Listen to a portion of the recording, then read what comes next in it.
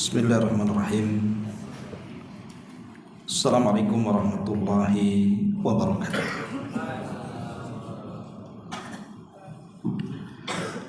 Alhamdulillah wassalatu wassalamu ala Rasulillah wa ala alihi wa sahbihi wa mawalah wa la hawla wa la quwwata illa billahi wa ba'du. Kita lanjutkan kajian kita, masih membahas tafsir dari surah Al-Mulk, dan kita masuk pada ayat ke-5 dan seterusnya. A'udzubillahi minasyaitonir rajim. Bismillahirrahmanirrahim. Wa laqad zayyana as-samaa'a ad-dunya bimasabiha wa ja'alnaha rujuman lisyayatin wa a'tadna lahum adzabas sa'ir walilladzina kafaru bi rabbihim adzabu jahannam wa bi'sal masir. Dan sungguh telah kami hiasi langit dengan berbagai macam bintang, bahkan kami jadikan bintang-bintang itu sebagai alat-alat pelempar setan. Dan kami sediakan bagi mereka, orang-orang kafir itu, azab neraka yang menyala-nyala. Dan orang-orang yang ingkar kepada Rabbnya akan mendapatkan azab jahannam, dan itulah seburuk-buruk tempat kembali.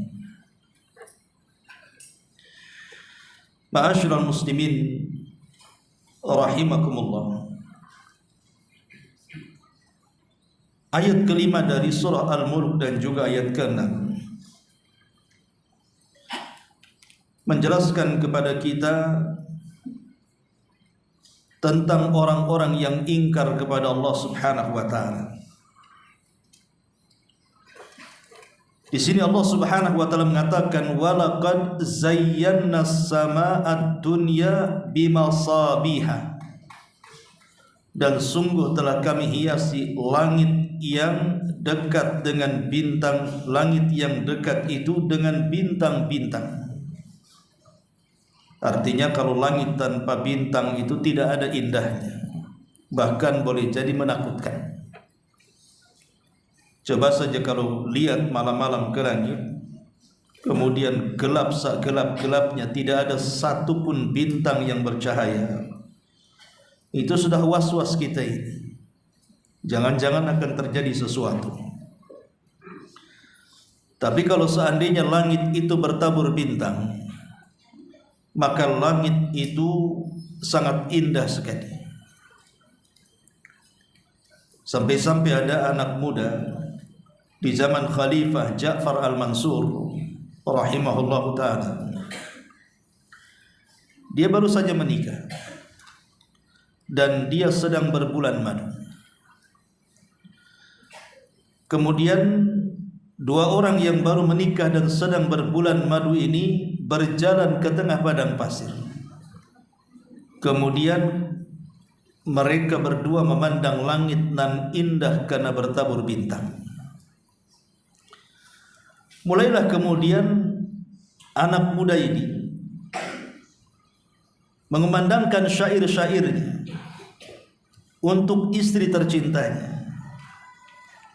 Sayangnya ada bait syair yang kemudian terlontar dari lisannya yang menjadikan petaka besar dalam hidupnya.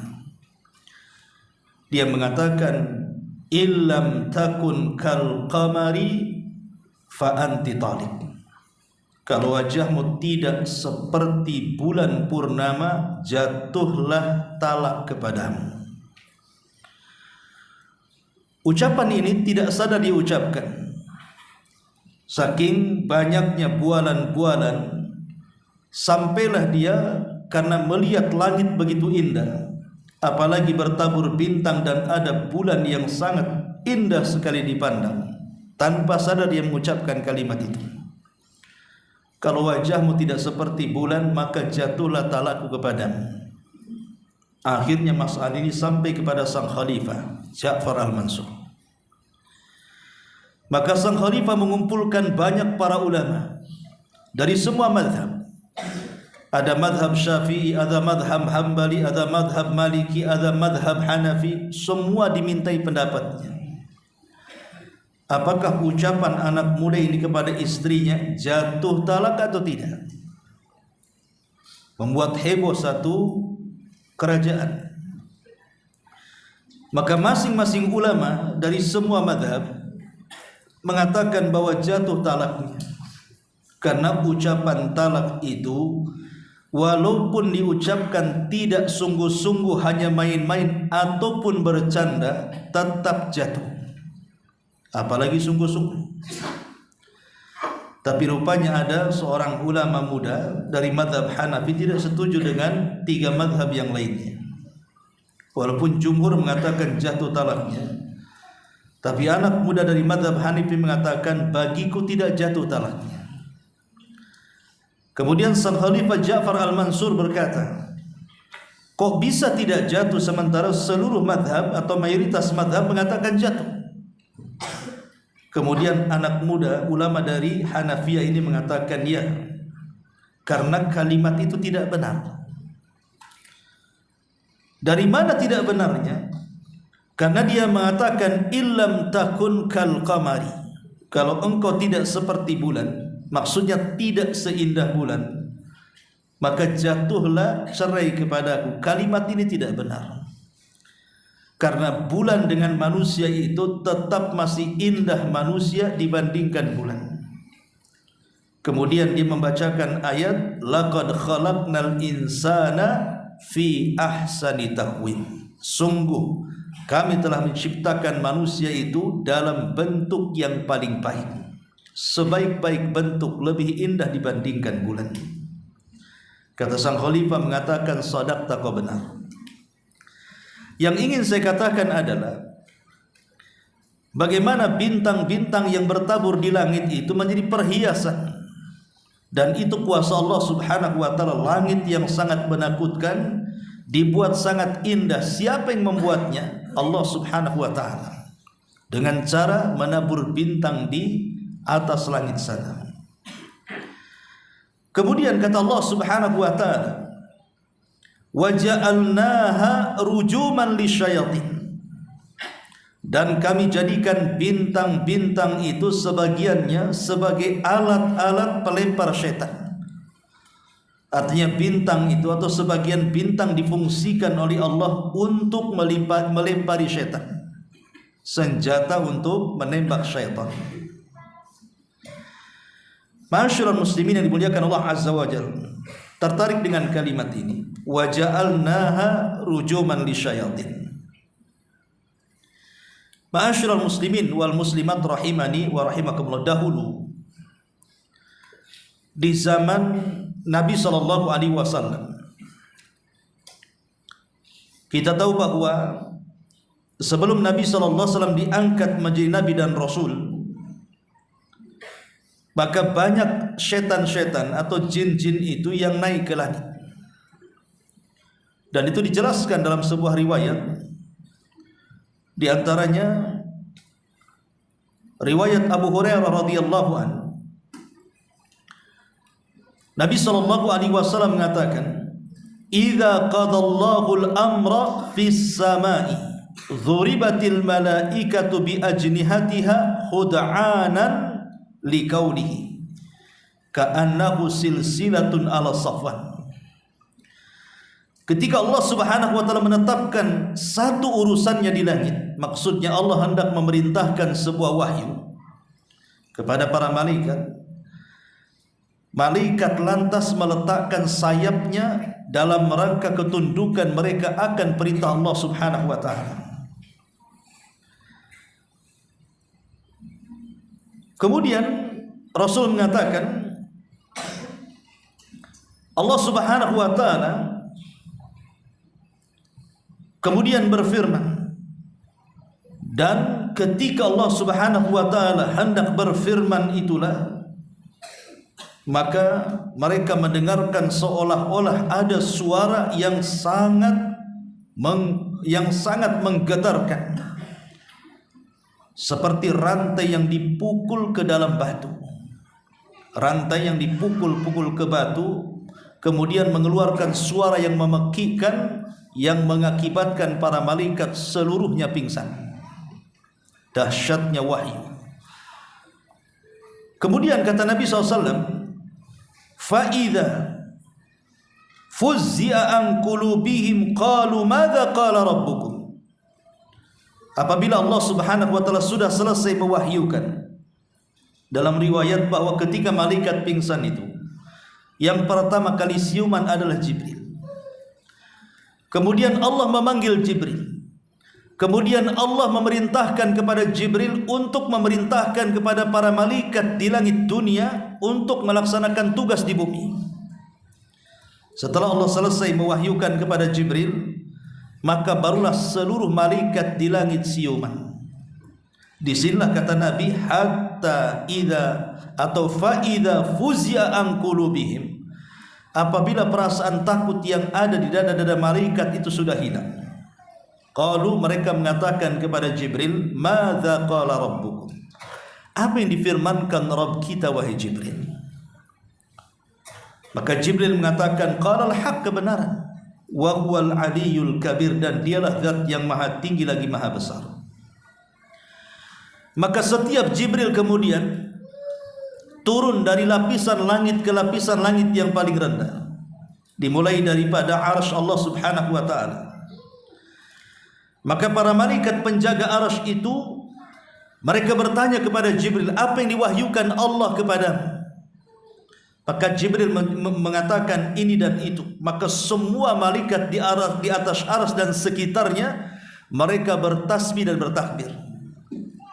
Kemudian Jibril turun ke langit ketujuh.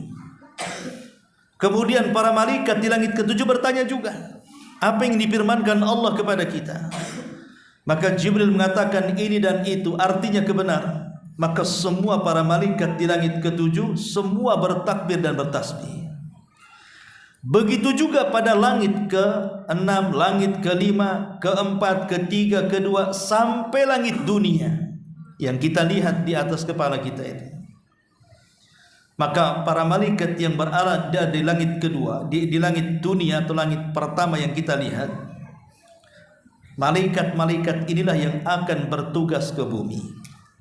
Entah sebagian mereka diperintahkan Allah untuk membuat gempa, untuk membuat tsunami, untuk membuat gunung meletus, untuk menyuburkan tanah sifulan dan alan, untuk membuat kemakmuran atau mungkin kerusakan, dan begitu seterusnya. Lah saat malaikat Jibril menyampaikan perintah Allah ke langit dunia kepada para malaikat itulah, maka ada jin yang naik ke langit untuk mencuri dengar ngomong apa Jibril kepada para malaikat itu. Maka dijelaskan di sini, fayas ma'uha mustarikus sam'i wa mustarikus sam'i hakadha ba'duhu fawqa ba'din. Wa wasafa Sufyanu bikaffihi fakharrafaha wa baddada baina asabihi. Maka Nabi SAW mengatakan setan-setan itu datang untuk menyadap berita. Kemudian para penyadap berita itu posisinya saling bertumpuk satu dengan yang lainnya, sampai Sufyan Ats-Tsauri menggambarkan dengan memiringkan telapak tangannya dan merenggangkan jari-jarinya seperti ini. Ya, jadi tumpuk-tumpuk. Antum tahu panjat pinang? Nah, seperti itu. Jadi Sufyan seperti ini. Jadi jin itu akan terus sampai ke atas seperti orang panjat pinang, makin tinggi makin jauh. Lah jin yang paling atas itu, fayasma'ul kalimata, maka dia berhasil mendengar satu kalimat yang dikatakan oleh Jibril kepada para malaikat sebagai tugas dari Allah di bumi. Fayulqiha ila man tahtahu, maka jin yang berhasil mendapatkan satu kalimat langsung akan dihabarkan kepada jin yang di bawahnya. Fayulqiha ila man tahtahu thumma yulqiha al-akhar ila man tahtahu hatta yulqiha ala lisani sahir awil kahin. Maka Jin yang paling bawah akan memberitakan kepada jin yang paling bawah lagi, yang paling bawah kepada yang paling bawah lagi, sampai kepada jin yang ada di bumi. Lah jin yang ada di bumi inilah kemudian menyampaikan kepada para dukun ataupun kepada tukang-tukang sihir. Kemudian kata Rasul, farubbama adraka syihabu qabla an yulqiyaha wa rubbama alqaha qabla an yudrikahu. Kata Nabi SAW, terkadang setan penyadap berita itu terkena api sebelum sempat menyampaikan berita itu. Terkadang pula setan itu bisa menyampaikan berita sebelum terkena api. Maksudnya terkena bintang-bintang, meteor-meteor yang seolah-olah bola api yang menembaki mereka. Fayakdzibu ma'aha mi'atu kadzba. Maka akhirnya pun jin yang paling bawah itu mereka berdusta bersama satu berita yang benar dengan 100 kedustaan. Fayuqalu alaysa qad qala lana yawma kadza wa kadza kadza wa kadza fayusaddiq bitilkal kalimati allati sami'a minas sama. Terkadang kalau ada satu dukun kemudian meramal kok benar, maka boleh jadi yang benar itulah kalimat yang hak dari 100 kedustaan yang disampaikan. Intinya dukun itu pendusta, karena yang benar satu, yang 99 dusta. Kalau boleh saya analogikan seperti ini, kawan. Antum berjejer dari sini sampai ke sana, anggaplah 200 orang. Tidak boleh mendengar satu dengan yang lainnya. Kemudian saya bisikan di telinganya, besok kita pergi ke pasar. Kemudian orang ini mengatakan besok kita pergi ke pasar. Belum tentu sampai yang ujung sana begitu kalimatnya kan. Bisa saja terbalik, besok tak usah ke pasar katanya. Namanya orang dari telinga ke telinga. Pas telinganya waras ya, pas kena budeknya repot kan begitu. Lah itulah kalimat-kalimat itu memang sengaja ditambah-tambahkan jin, karena jin itu untuk menyesatkan Bani Adam. Lah ketika mereka naik ke langit itulah maka mereka akan ditembak oleh meteor-meteor tadi. Makanya kata Rasul, setan-setan penyadap berita itu terkadang terkena api sebelum sempat disampaikan, atau terkadang pula bisa menyampaikan sebelum terkena api. Tapi sekali lagi ini sebelum diutusnya Nabi SAW. Tapi setelah diutusnya Nabi SAW, terutama ketika turun 2 surat yang mengangkat Nabi SAW menjadi Nabi dan Rasul. Pertama 5 ayat pertama suratul Alaq mengangkat beliau menjadi Nabi, dan 50 ayat pertama surah Al-Mudaththir mengangkat beliau menjadi Rasul, sehingga diistilahkan oleh ulama sejarah nubbi'a bil alaqi wa ursila bil mudaththiri. Turun SK kenabian dengan turunnya surah Al-Alaq, dan turun SK kerasulan dengan turunnya surah Al-Mudaththir. Sejak 2 surat ini turun, maka Allah Subhanahu wa ta'ala memfungsikan bintang, betul-betul difungsikan, di mana seluruh bintang itu berfungsi di langit. Mana-mana jin yang berani naik ke atas untuk mencuri dengar pasti akan terkena tembakan, dan mereka pasti mati. Akhirnya kemudian jin-jin itu tidak berani naik lagi ke langit. Inilah yang membuat iblis penasaran, ada apa dengan langit? Kenapa langit seketat itu hari ini? Kenapa anak buahnya tidak bisa berhasil naik ke langit untuk mencuri berita dengar dari kalimat-kalimat para malaikat yang akan ditugaskan Allah untuk mengatur bumi ini? Bolehlah iblis penasaran, ada apa ini? Kenapa langit susah ditembus? Apakah ada kebaikan yang akan menimpa kita, ataukah ada keburukan yang akan menimpa kita? Asyarrun urida biman fil ardi. Apakah mungkin ada keburukan ataukah justru ada kebaikan? Maka mulailah kemudian iblis pun mengatur rencana. Dipilihlah kemudian para pembesar jin untuk mencari kabar kenapa langit seperti itu tidak bisa ditembus. Maka iblis kemudian menyebar anak buahnya ke timur, ke barat, ke selatan, dan ke utara, sampai akhirnya ada 7 atau 8 atau 9 jin dari jin Nusaybin, namanya jin Nusaybin. Jin Nusaybin ini kebetulan dia sedang mencari-cari kabar berita tentang tidak bisanya langit ditembus. Rupanya jin Nusaybin ini nyasar ke Nakhlah. Nakhlah itu kebun kurma. Lah kebetulan Nabi SAW dan para sahabatnya sedang beristirahat di Nakhlah. Ada yang mengatakan di Tihamah, wallahu a'lam. Lah kebetulan ketika itu Nabi SAW sedang melaksanakan sholat subuh. Maka jin Nusaybin ini tiba-tiba tertarik dengan bacaan Nabi SAW di sholat subuh itu. Akhirnya mereka pun beriman kepada Allah Subhanahu wa ta'ala. Siapa jin Nusaybin ini? Berapa jumlahnya? Dari mana asalnya? Ma'asyiral muslimin yang dimuliakan Allah Subhanahu wa ta'ala, ada yang mengatakan bahwa jin Nusaybin ini menurut para ulama jumlahnya berkisar antara 7 sampai 9 jin. Maksudnya yang berjumpa dengan Nabi SAW kemudian mendengarkan bacaan Quran. Al-Hafidh Ibnu Hajar Al-Asqalani, juga Al-Imam Mujahid, kemudian juga Al-Qurtubi dan ulama-ulama yang lainnya menyebutkan nama-namanya. Perhatikan nama-namanya, jangan sampai antum ada pula kemiripan namanya. Yang pertama namanya Massa, kemudian yang kedua namanya Hassa, kemudian yang ketiga namanya Sasir, kemudian yang keempat namanya Masir, kemudian yang kelima namanya Arud, kemudian yang keenam namanya Anian, dan yang terakhir namanya Ahqar. Massa, Hassa, Sasir, Masir, Arud, Anian, dan Ahqar. Itulah 7 jin yang disebut dengan Nusaybin tadi. Ada yang mengatakan bahwa Nusaybin itu satu kabilah yang berada di negeri Syam. Ada yang mengatakan Nusaybin itu satu kabilah yang ada di negeri Irak.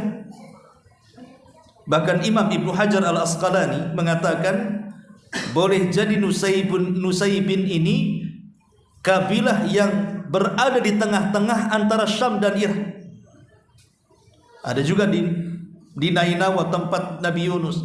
Tapi mayoritas para ulama menguatkan bahwa Nusaybin itu berasal dari negeri Yaman. Jadi jin-jin itu berasal dari kabilah Yaman namanya Nusaybin. 7 jin tadi itu, Massa, Hassa, Sasir, Masir, Arud, Anian, dan Ahqar itu. Lah kebetulan 7 jin dari Nusaybin Yaman ini lewat di Nakhlah tadi, tempat Nabi SAW dan para sahabatnya sedang beristirahat. Tiba-tiba kemudian Nabi SAW ketika sholat subuh dia membaca ayat cukup panjang. Lah jin-jin Nusaybin itu datang ke kebun Nakhlah itu, tiba-tiba mendengar suara Nabi SAW sedang membaca surat Thaha. Apa yang terjadi? Subhanallah. Sekali dengar, mereka langsung beriman. Bahkan sebagian mereka sampai bersumpah dan mengatakan, wallahi ma hala bainakum wa baina khairi wa baina khabaris sama illa min amrin hadatsin. Demi Allah, boleh jadi apa yang menghalangi kita dengan kabar langit sehingga kita tidak bisa menembusnya, jangan-jangan masalah ini, masalah turunnya Al-Quran. Karena kenapa hikmahnya Allah Subhanahu wa ta'ala jaga langit sehingga memfungsikan bintang supaya melempar jin-jin dan setan yang hendak mencuri kabar langit itu, supaya jangan tercampur antara wahyu Allah dengan ucapan tukang-tukang ramal, ucapan-ucapan sihir, supaya jangan tercampur baur. Makanya Allah jaga dengan diutusnya Nabi SAW. Makanya mereka mengatakan jangan-jangan ini masalahnya. Kenapa kami tidak bisa menembus langit? Karena 7 jin Nusaib ini semua para pembesar jin, Sadatul Jin. Mereka para pembesar jin. Sehingga mereka langsung bisa menyimpulkan, oh gara-gara ini mungkin kita tidak bisa menembus habar langit lagi, tidak bisa menyadap lagi apa yang dikatakan para malaikat di atas. Akhirnya mereka pun ketika mendengar ayat yang dibacakan Nabi SAW, tersentuhlah hati mereka dan mereka pun beriman kepada Allah Subhanahu wa taala. Subhanallah. Inilah 7 jin pertama yang menjadi sahabat Nabi SAW dari kalangan jin. Jadi sahabat Nabi SAW itu bukan hanya setakat manusia saja, Abu Bakar, Umar, Uthman, Ali dan yang lainnya, tapi juga sahabat Nabi juga ada dari kalangan jin. Dan mereka lah sebaik-baik kalangan jin, karena mereka hidup di zaman yang Nabi SAW katakan khairun nasi qarni thumma alladhina yalunahum thumma alladhina yalunahum. Sebaik-baik generasiku adalah di zamanku, dia dan para sahabatnya. Itulah generasi terbaik. Berarti 7 jin ini hidup di generasi terbaik. Berarti 7 jin ini jauh lebih baik mereka dibandingkan kita, karena mereka sahabat Nabi dan kita bukan sahabat Nabi. Bahkan dari 7 jin inilah akhirnya mengasah sebuah dakwah Islam dari kalangan jin. Mereka pulang ke kaumnya, kemudian mereka mulai mendakwahkan Islam kepada mereka, sehingga ribuan jin banyak masuk Islam di saat manusia sedikit yang masuk Islam. Maka semoga Allah merahmati penduduk Yaman. Manusia dan jinnya Allah muliakan. Dari kalangan manusia orang-orang Ansar yang Nabi SAW janjikan kepada mereka di telaganya, di mana manusia yang pertama kali meminum dari telaga Nabi SAW mereka orang-orang Ansar. Siapa orang-orang Ansar? Ahlul Yaman. Mereka adalah penduduk Yaman. Maka jinnya juga sama. Nusaibin itu dari Yaman. Jadi sahabat dari kalangan jin adalah penduduk Yaman. Makanya Yaman itu gudang daripada ilmu. Keluarlah banyak para sahabat, banyak para ulama, orang-orang saleh. Di sana ada Abdul Razak As-San'ani, di sana ada Al-Imam Asy-Syaukani dan ulama-ulama yang lainnya. Terlahir para ulama-ulama dunia. Wajar karena Rasul mengatakan al-ilmu al-yamani wal iman al-yamani. Ilmu itu ada di Yaman dan iman juga ada di Yaman, termasuk keberkahan juga ada di Yaman. Karena Rasulullah SAW mendoakan Allahumma barik li yamanina, ya Allah berkahi Yaman kami. Ma'asyiral muslimin yang dimuliakan Allah Subhanahu wa taala. Dan itu difirmankan di dalam Al-Qur'an bagaimana kelompok jin. Kan masalahnya Nabi SAW tidak melihat jin, ikhwan. Jin itu bisa melihat kita, tapi kita tidak bisa melihat mereka. Mereka bisa melihat kita. Hati-hati antum kalau mandi di kamar mandi itu, jangan sampai diintip jin, karena mereka melihat kita. Bagaimana caranya? Baca doa. Masuk kamar mandi baca Allahumma inni a'udzubika minal khubthi wal khaba'ith. Khubthi itu setan laki-laki, khaba'ith setan perempuan. Jadi kalau yang masuk laki-laki yang goda jin perempuan, yang masuk perempuan yang goda jin laki-laki, yang masuk LGBT yang banci kaling juga lah jinnya, ikut goda juga di situ. Jadi kalau kita baca basmalah, baca ta'awudz, insyaallah masuk kamar mandi, mereka tidak bisa menonton kita. Makanya ada satu karya baik tentang alamul jin yang dikarang oleh Syekh Abdullah Imam. Dia mengatakan salah satu penyebab kenapa jin itu jatuh cinta kepada manusia. Jangan salah, jin itu bisa jatuh cinta kepada kita. Itu karena sehari-hari dia melihat tontonan orang yang membuka aurat di hadapannya.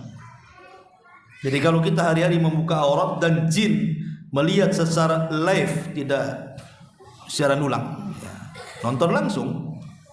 Saya bayangkan karena tidak berdoa ketika masuk kamar mandi. atau tidak berdoa ketika berhubungan suami istri, maka lama-lama jin akan jatuh cinta kepada antum. Ini kalau sudah jatuh cinta itu namanya jinnul asyik namanya. Ada jin itu namanya asyik. Asyik ini tidak akan melepaskan kita. Jadi hati-hati jangan sampai jatuh cinta atau dijatuh cintai oleh jin kepada kita, naudzubillah. Kembali bahwa di dalam Al-Qur'anul Karim, tepatnya surah Al-Jin, Allah mengatakan, "Qul uhiya ilayya annahu istama'a nafarun minal jinni faqalu inna sami'na qur'anan ajaba." Katakan ya Muhammad, telah diwahyukan kepadamu bahwa telah mendengarkan sekumpulan jin akan Quran yang kau baca, lalu mereka berkata, sungguh kami telah mendengarkan Al-Quran yang menakjubkan. Subhanallah. Jin ini menganggap suara Quran atau isi Quran itu sangat menakjubkan. Dan menakjubkannya lagi adalah sekali dengar langsung beriman. Mereka hanya satu kali dengar di kebun Nakhlah itu saja, tiba-tiba mereka beriman kepada Allah Subhanahu wa taala. Terkadang ada dari kalangan jin itu jauh lebih baik dibandingkan manusia. Sekali dengar Al-Quran langsung beriman. Banyak manusia berkali-kali dengar Al-Quran, ya tetap saja tidak mau beriman. Tidak berpengaruh Al-Quran dalam telinga kita sampai ke hati kita. Itulah kemuliaan jin yang mendengarkan Al-Quran di zaman Nabi SAW, sampai mereka mengatakan, yahdi ila rusydi fa'amanna bi walan nusyrik bi rabbina ahada. Di mana Al-Quran itu memberikan petunjuk kepada jalan yang benar, lalu kami beriman kepadanya, dan kami sekali-kali tidak akan mensekutukan seseorang pun dengan Rabb kami. Sampai kepada ayat wa annahu kana rijalun minal jinni wa annahu kana rijalun minal insi ya'udzuuna birijalin minal jinni fazaduhum rahaqa. Jin mengatakan sendiri bahwa ada beberapa orang laki-laki di antara manusia meminta perlindungan kepada laki-laki dari kalangan jin, maka jin-jin itu menambah bagi mereka dosa dan kesalahan. Ayat ini ada asbab nuzulnya. Jadi ada manusia yang kemudian menyembah jin, tiba-tiba yang disembahnya dapat hidayah. Jadi ada jin awalnya minta disembah manusia, kemudian setelah disembah manusia, jinnya hijrah, jinnya masuk sunnah. Akhirnya kemudian yang manusia yang masih menyembahnya tidak tahu kalau jinnya itu sudah dapat hidayah, dia masih menyembah dia. Makanya Allah katakan ada sekelompok manusia meminta perlindungan kepada jin padahal jinnya sudah tobat, sehingga mereka menambah dosa dan juga kesalahannya. Kemudian Allah Subhanahu wa taala mengatakan di ayat jin atau surah jin ayat 9-nya, wa anna lamasna samaa fawajadnaha muliat harasan syadidan wa syuhuba. Inilah sebagai penguat pembahasan kita. Dan sesungguhnya kami telah mencoba mengetahui rahasia langit, maka kami mendapatinya penuh dengan penjagaan yang kuat dan panah-panah api yang menghantam kami. Wa anna kunna naq'udu minha maqa'ida lis-sam'i faman yastami'il an yajid lahu shihaban rasada. Dan sungguh kami dahulu dapat menduduki beberapa tempat di langit untuk mendengarkan berita-berita dari langit. Tetapi sekarang barang siapa yang mencoba mendengarkan seperti itu, tentu akan menjumpai panah-panah api yang mengintai dan siap membakarnya. Wa anna la nadri asyarrun urida biman fil ardi am arada bihim rabbuhum rasyada. Dan sungguh kami tidak mengetahui dengan adanya penjagaan itu, apakah itu keburukan yang dikehendaki Allah bagi kami, ataukah Allah menghendaki kebaikan bagi kami. Ma'asyiral muslimin yang dimuliakan Allah Subhanahu wa taala. Jadi dengan peristiwa ini di zaman Nabi SAW, maka tidak ada satupun jin yang berani naik ke langit.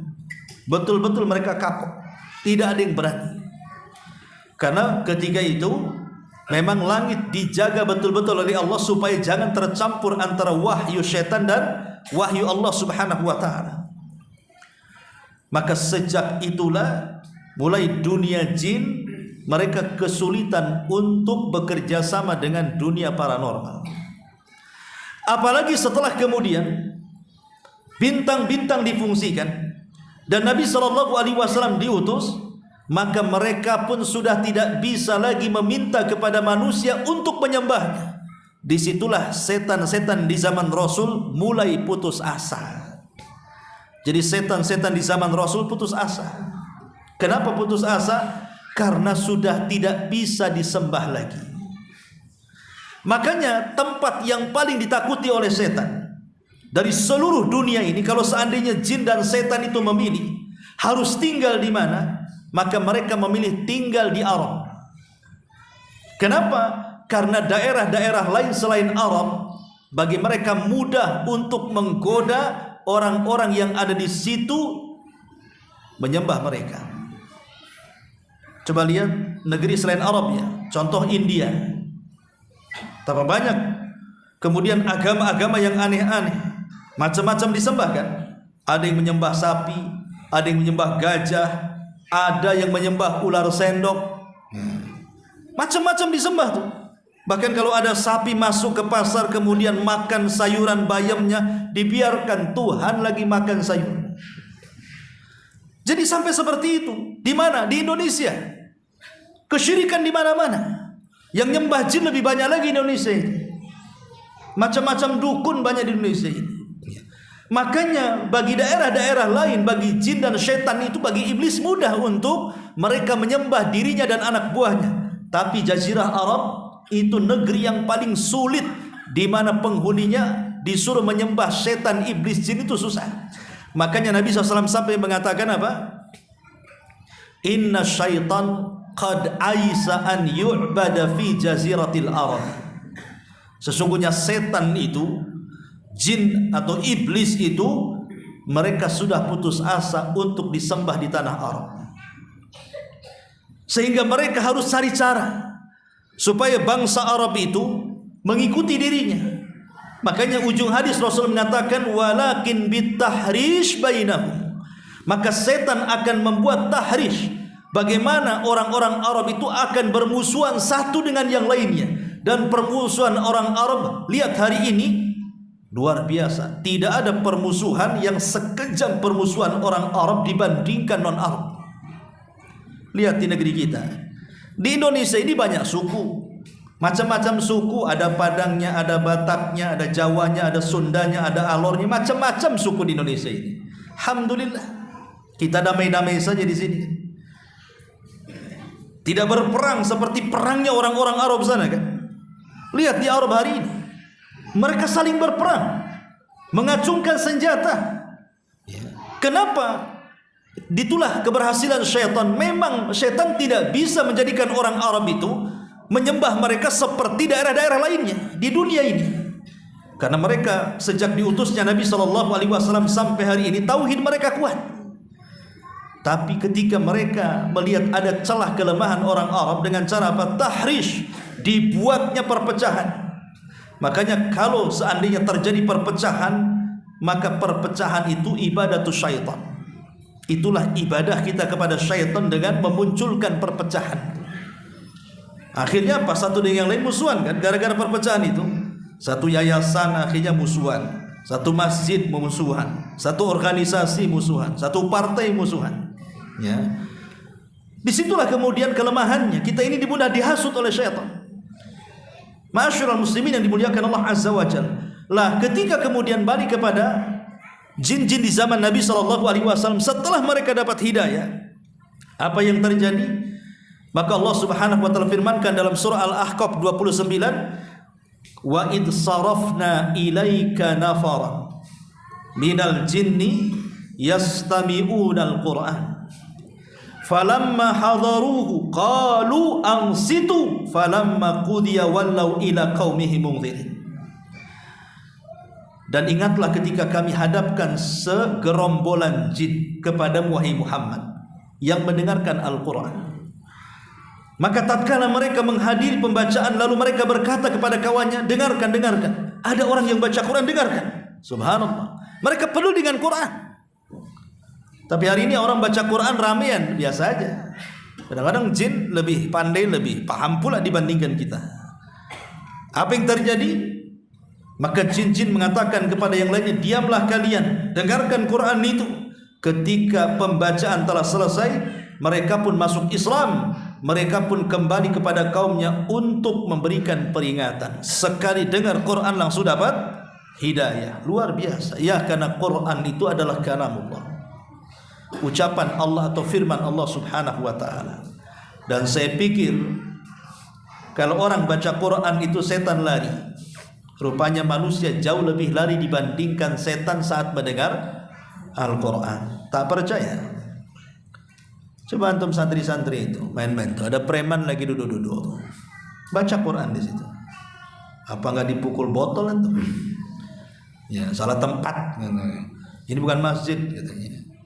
Atau ibu-ibu yang sedang gibah tuh ibu ya. Jadi umpamanya kalau ibu-ibu tetangga ini sedang gibah-gibah bu, ambil Quran baca Al-Baqarah di sampingnya. Kira-kira responnya ibu-ibu yang lainnya cemana? Apa nggak mendelik tuh? Apalah, belum Jumatan katanya, belum hari Jumat, kira mau yasinan. Masyarul muslimin yang dimuliakan Allah Azza wa Jalla. Jadi kadang-kadang jin ini lebih berpetunjuk dibandingkan manusia. Dia lezat ketika mendengar Quran, kita pula manusia tidak lezat mendengar Quran. Ya, karena sudah ada musik sebagai pengganti. Kadang kita lebih senang dengan mendengarkan musik dibandingkan mendengarkan Al-Quran.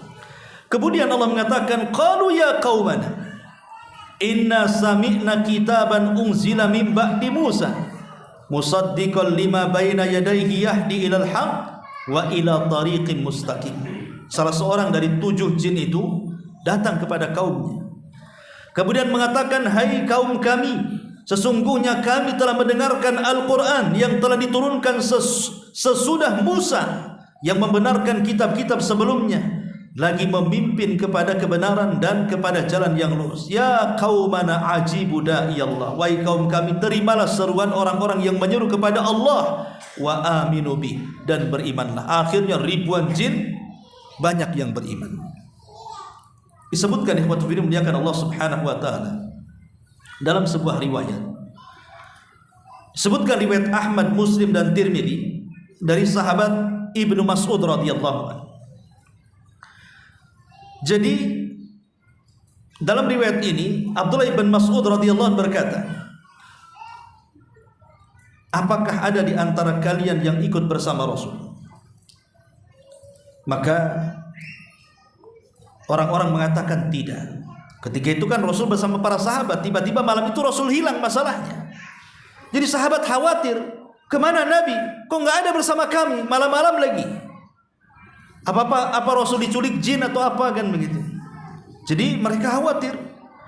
Kemudian malam itu mereka mencari Nabi SAW ke sana kemari, tidak ketemu. Rupanya malam mereka mencari Nabi, pagi Rasul baru nampak. Rupanya Nabi SAW datang dari arah Gua Hiro, gua yang turun wahyu di situ.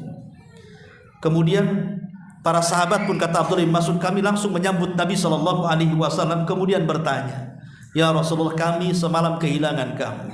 Kami takut engkau dibawa jin, kata. Dari sini menunjukkan apa? Bisa saja jin itu membawa manusia, karena sahabat mengatakan seperti itu kan. Jangan-jangan engkau dibawa jin. Hati-hati. Ya, dulu kan ada cerita tuh, orang tidur di mana tahu-tahu hilang katanya. Tahu-tahu ada di musola.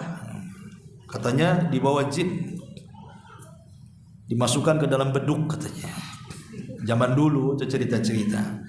Maka bisa saja jin itu membawa-bawa. Makanya ibu-ibu ya, kalau ibu punya celengan, kok pas dibuka udah setahun hilang, itu dibawa jin tuh duitnya tuh.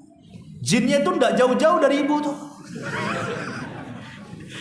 Itu berambut hitam jinnya itu. Oke lah kalau nggak ngaku satu rumah ya mungkin jin betul. Jin kan bisa saja nih membawa apapun jin itu. Jangankan kita yang dibawa, istana Ratu Balqis loh bisa tuh dipindah. Sebelum Sulaiman itu jin mengatakan, iblis mengatakan, sebelum kau berdiri katanya, itu kerajaan Balqis sudah ada di hadapan. Bayangkan kalau satu istana bisa dibawa, apalagi antum pula. Makanya anak-anak santri ini, ya, kalau tidur wudu nanti dibawa jin pula. Jadi Jawaban Nabi SAW ketika ditanya dari mana semalam, maka Rasul mengatakan atani da'il jin fadhahabtu ma'ahu faqara'tu alaihimul Qur'an. Ada seseorang dari kalangan jin, tentu malaikat Jibril yang beritahu, ya, yang mendatangiku, aku pun pergi bersamanya dan aku membacakan Quran kepada mereka. Ibnu Mas'ud melanjutkan ceritanya. Kemudian Nabi SAW pergi bersama kami. Kami pun melihat bekas mereka dan bekas api mereka. Dan mereka meminta bekal hidup. Lalu Nabi SAW bersabda, lakum likulli admin dzukira smullahi alaihi yaqau fi aidikum wafar ma yakunu lahman wa kullu ba'ratin alfun lidabatikum. Kata Nabi SAW ketika mereka meminta bekal kepada Rasul kalangan jin itu, maka Rasul mengatakan pada setiap tulang hewan yang disembelih secara syar'i akan berisi penuh daging di tangan kalian, dan setiap kotoran hewan ternak menjadi makanan binatang-binatang kalian wahai kalangan jin. Artinya begini, jadi kalau kita ini habis makan sop tulang umpamanya, antum makan sop tulang, kemudian antum baca basmalah ketika membuang tulang itu, membuang tulang ke tong sampah, antum baca basmalah, bismillah, ya, maka daging-daging yang sudah antum makan itu akan kembali kepada tulang itu, kemudian akan dimakan oleh saudara kita dari jin, dan itu bentuk sedekah kita kepada jin. Ketika membuang tulang-tulang yang kita makan, jangan lupa baca basmalah, ya. Ustadz, saya sudah coba baca basmalah, tak nampak daging-dagingnya, tetap aja tulang katanya. Kalau nampak itu ambil lagi. Maksudnya ya ini kan, maksudnya tulang dari kalangan jin-jin yang tahu, ya kan, sudah antum makan, masa antum mau ambil lagi? Makanya kemudian dibuat tidak nampak, jin yang tampak. Tapi subhanallah, ada manusia paling bakhil, bakhil-bakhilnya manusia. Kadang-kadang tulang pun tidak dikasih sama jin, dipresto sama dia. Dimakan pula tulangnya, nggak dikasih jin-jin itu, ya. Jadi kalau buang tulang ayam, tulang ikan, tulang apa saja, ya, maka baca basmalah biar dimakan oleh saudara kita. Adapun kata Nabi SAW, kotoran hewan kita itu dimakan oleh binatang-binatang dari kalangan jin. Karena jin pun ada binatangnya, ada kuda, ada macam-macam di kalangan jin, sama dengan kehidupan manusia. Lah kemudian Nabi SAW mengatakan, fala tastanju bihima fa innahuma ta'amu ikhwanikum. Janganlah kalian melakukan istinja dengan tulang dan kotoran, karena itu makanan saudara kalian dari kalangan jin.